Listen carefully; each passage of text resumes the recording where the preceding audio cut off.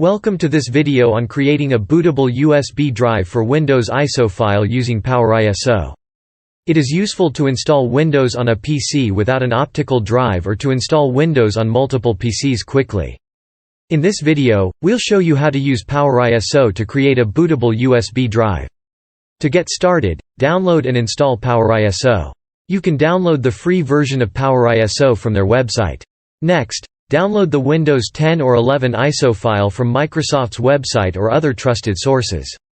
Ensure to download the correct version and edition of Windows that you want.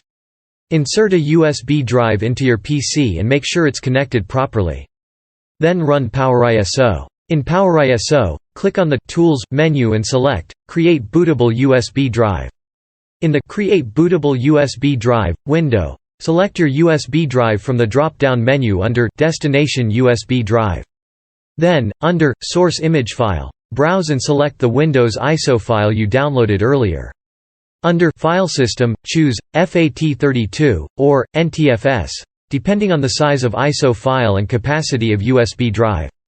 Under Boot Information, select Create a bootable USB drive with a bootable image file, and select Standard Windows Bootable Image.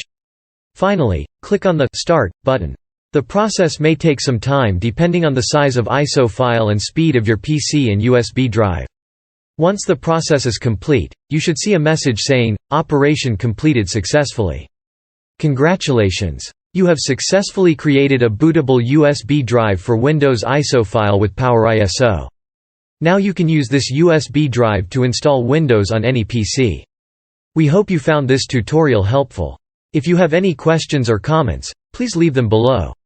If you found this video helpful, please give it a thumbs up and subscribe to our channel for more videos like this. Thank you for watching.